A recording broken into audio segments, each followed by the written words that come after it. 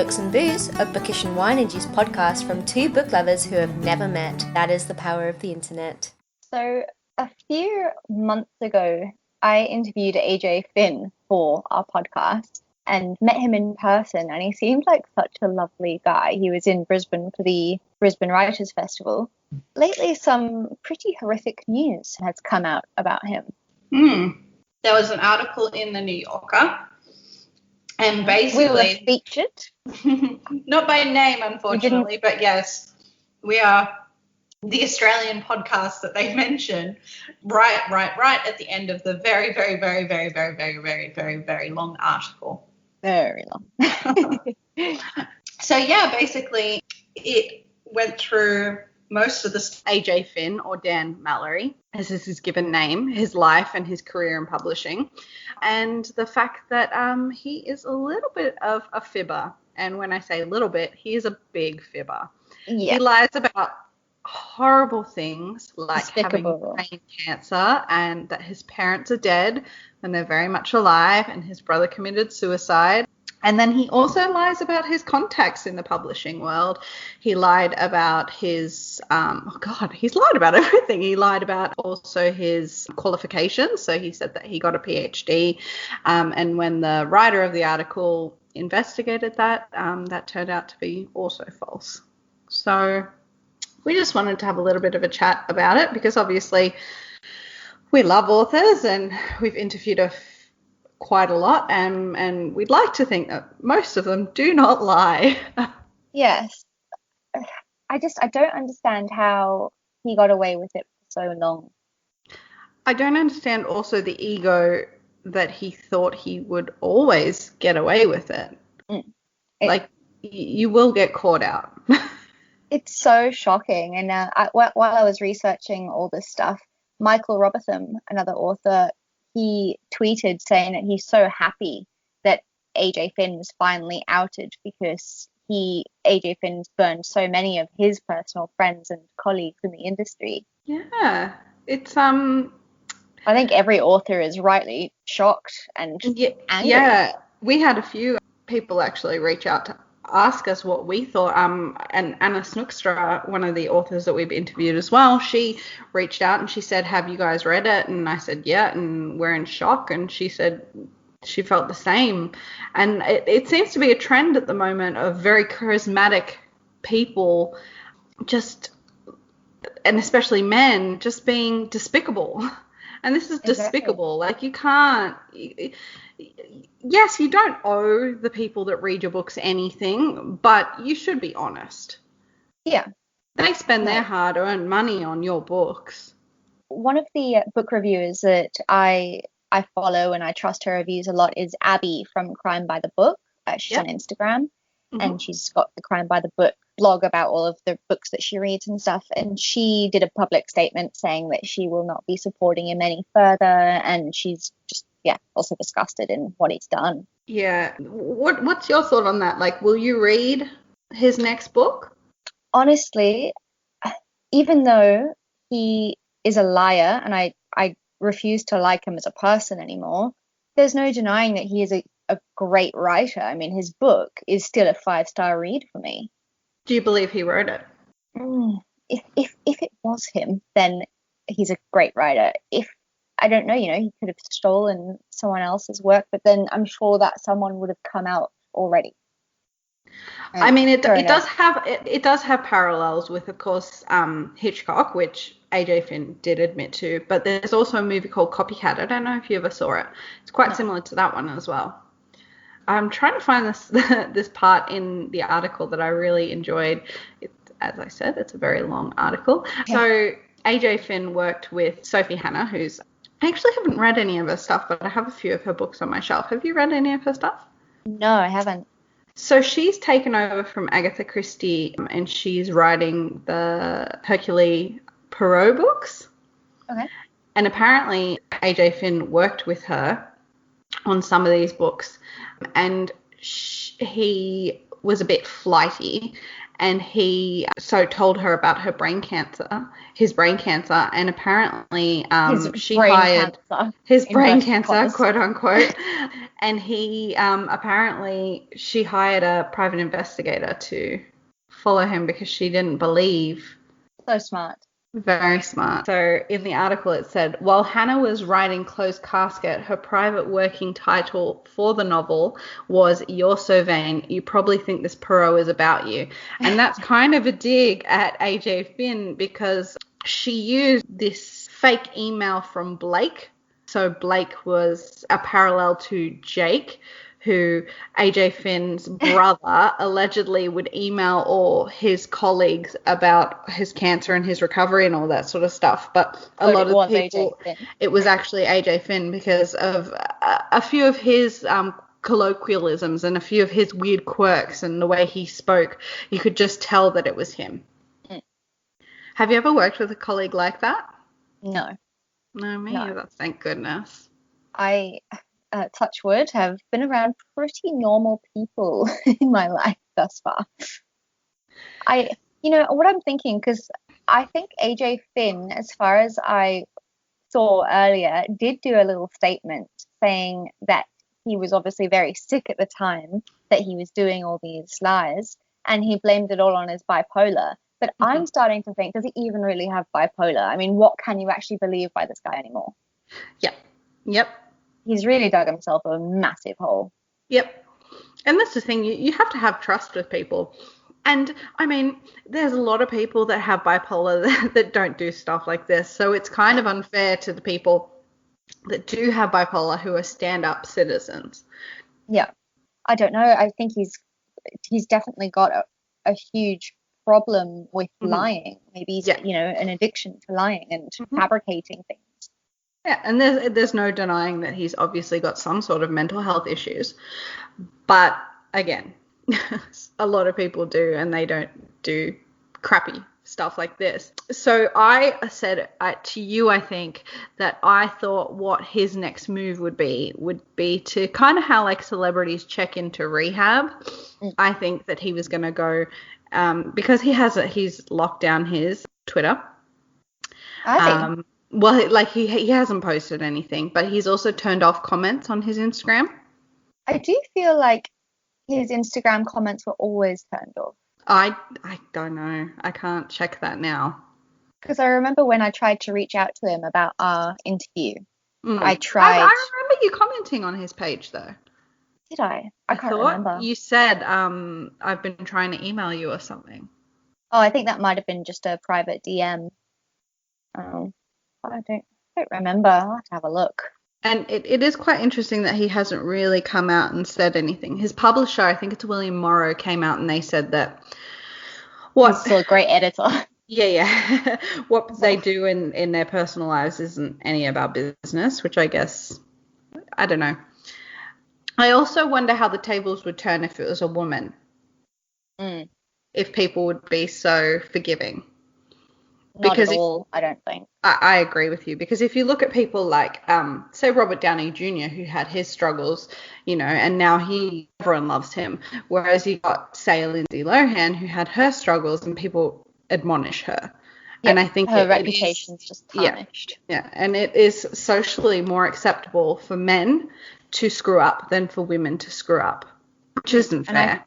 I feel like when the Woman in the Window movie comes out, it's still going to get a mass amount of attention and people are going to be raving about it all over social media and he's going to be a star again. And And the other thing that Anna Snookstra said was he'll write a memoir about this and it'll be a bestseller and he'll turn it into his favor, which I mean is, if you read the article, is seemingly what he's done his whole life. He's manipulated things to work in his favor. I feel like, in a way, it could have potentially all been a big setup for more exposure and for people to then want to read this memoir. The other thing that people talk about is the fact that when his book was up for bidding, so The Woman in the Window, he used a pen name, which, I mean, isn't that uncommon. A lot of people do use pen names, but that a lot of people were saying the reason he in particular used a pen name was because he had burnt so many bridges in the publishing industry that if people knew it was by Dan Mallory, A.J Finn, Dan Mallory, they wouldn't buy it. And they said that when people did discover that it was Dan Mallory, a lot of people backed out on their bids. Yeah, which is very fascinating to me. Mm-hmm. I think it's just so confusing because in my eyes it's still a fantastic book, and I wish I knew for certain if he had written it or not, or if he'd stolen something. But I feel if he had stolen the book from someone else, then that person would have come out a long time ago. Do you watch movies if there's an actor in it that you don't like? I try not to. Like, for instance, Will Ferrell, I can't stand him. I don't like Will Ferrell either. Good. Mitch loves him, and he's like, "Oh, let's watch it." I'm like, "Oh, I don't want to." Yeah, Mark also loves him. He thinks he's like hilarious, and I'm like, no, not doing it. Yeah. And then what about like directors? Would you watch a movie if it was by a director that you didn't like? I can't say I've really got much wrong with any directors, really. So I can't really comment on that. Yeah, it's an interesting one because I mean, authors don't tend to strike a chord with you like that because, like, usually you don't know a whole lot about an author's personal life. It's not like they are, like, to us they're celebrities because we love books, but to most people they're not that sort of level of celebrity where you can form an opinion either way. Yeah. You don't see as much of them. I think authors are a lot more private. Yeah. The last time I can remember something kind of like this happening, I don't know if you remember, there was a book called A Million Little Pieces by James Frey. I have heard of it. Yeah, so he wrote a memoir about all his time in rehab and his history of drug use and stuff like that. And Oprah liked the book so much she picked it as one of her book club picks. Okay. And then it came out that this author stole a lot of his stories from the people that he'd met throughout his life. Oh. So she invited him onto her show and kind of blasted him. Oh. Go, And so Wimpy. then, like Anna Snookster said, he wrote a memoir about his whole experience saying, oh, yeah, I did lie, but this is the real story. And that was still a bestseller. That's what I feel is going to happen with A.J Finn, and I feel you're completely right about the fact that he is a male and he will get away with it so much more easy than a woman would. Mm-hmm. Which is not fair. No, it makes me sick. And I don't know, I'm so excited to see the movie. Mm-hmm. I really am, and I'm so excited to read a second book, and that's horrible, and I feel like a lot of people would judge me for still supporting him. But if it comes out that he didn't write The Woman in the Window, if that ever comes out, then no, I will never read anything else he ever writes. But if he did write it, I still think he's an excellent writer. And with the movie, I mean, a lot of people outside of A.J Finn have put a lot of work into the movie. So, you know, Amy Adams and all the actors and actresses and directors, producers and stuff like that. So you can hold that separately. With his book, can you imagine how they must be feeling? I wonder if any of them have released a statement. It would be interesting. I don't know who's directing it. Blah, blah, blah, blah. What am I thinking? I lost my train of thought because I was trying to Google and my computer doesn't want to work. Now I don't know where I was going. When is his next book coming out? 2020, I believe. I'm not 100% sure what it's about. I know that it's set in San Francisco. That's literally all I know about it, and I think it will have another Hitchcockian vibe to it. Yeah, I think he's definitely going to stick to that kind of a theme. Yeah, I think he likes the sort of Hitchcockian stuff. Yeah. Which is fine if that's your niche.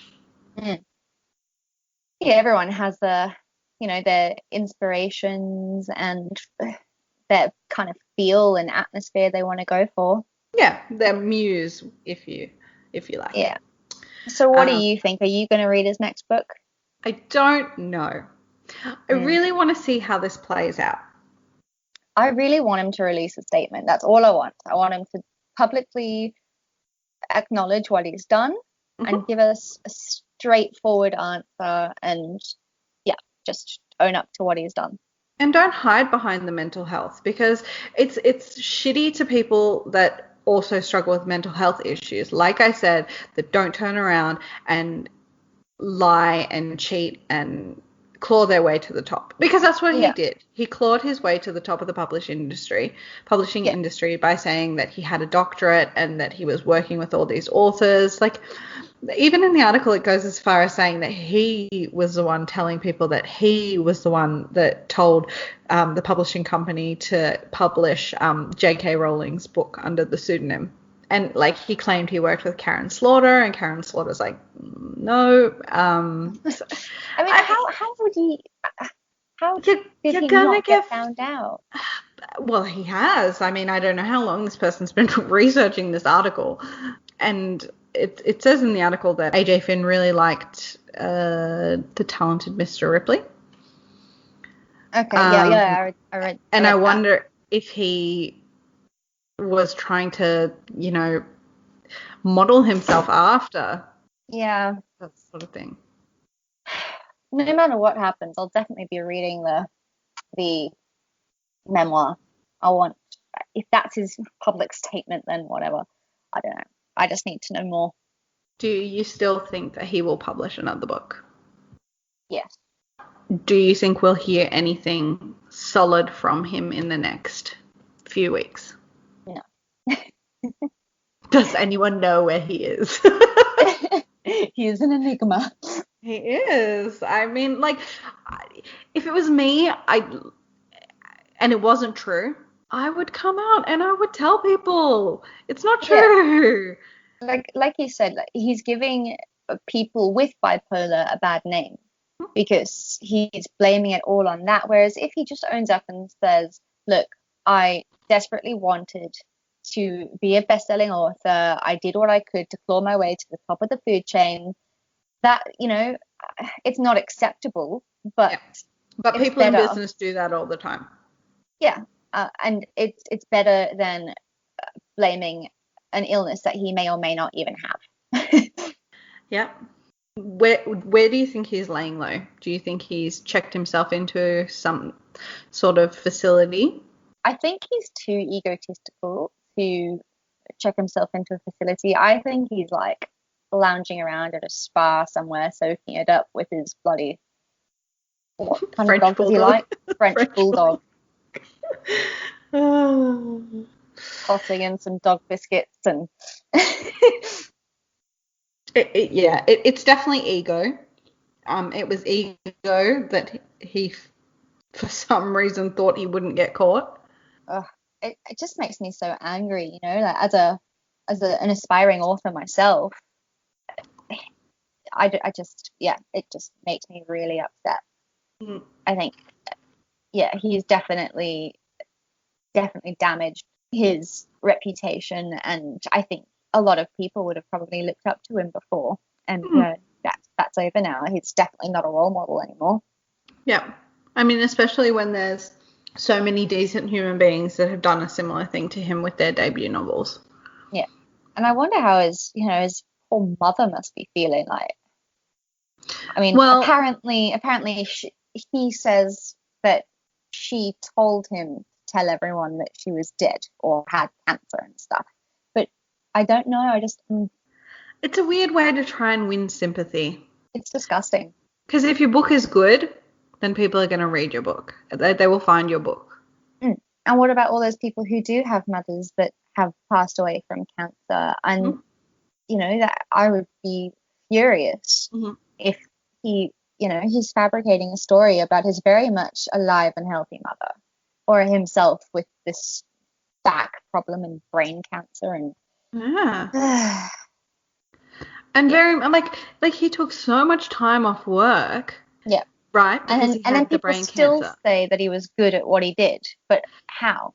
But it's interesting because people are saying also, because he took all that time off work because he had the quote unquote brain cancer, and then he said that, oh no, I worked on this book, you know, outside of work hours, and people are like, you were never at work. Yeah. So did he lie about the brain cancer to get the time off work so he could write the book? Hey, I should do that. No, it always comes out in the wash. Exactly. That is not the right thing to do, people. No. And if I've got time off now and I still can't bloody write. Yeah, it's I very have a writer's difficult. block. Yeah. You and me are planning on writing a book together. Yes, we had another little idea the other day, so we got to set pen to paper. That's what we need to do. Yeah. So let us know, fellow lovely listeners, if you're excited about a future thriller novel from yours truly. It'd be an awesome. I think it's What are we gonna do? Like write one chapter each and have different characters in like a dual perspective, or? That was my first idea, and then for the second one, because I finished last night the book Ninja, which I talked about in our interview with Esther Campion, which I don't know which one will come out first. This one probably will come out before that one, I'm imagining. Yeah. But I just finished the book Ninja, which was written by Ali Berg and Michelle Klaus. And usually when a book is written by two different authors, you can sort of tell. But this one, like, I really don't know how they did it. I'd love to pick their brain. Well, I have asked them if they wanted to come onto the podcast, and they said yes. So I'll try to tee that up with them. Yeah, I think it'd be a great idea. Because what they do is really cool as well, the books on the rail stuff. Yeah. It'd be good to chat with them about a couple of things. But yeah, I don't know how we'll do it. So I think that pretty much ends our discussion on the despicable A.J Finn. Yes, let us know what you think. Will you read any more books by him? Did you like his book? Are you very turned off by the fact that he just lied and cheated his way to the top? Do you think it's okay because that's what people do and it's survival of the fittest? No opinion is wrong. We like to hear all the opinions. We want to hear from everyone. Yes, so enjoy the rest of your day, lovely listeners. Sorry that this was a bit more of the debt row episode in the bookish world.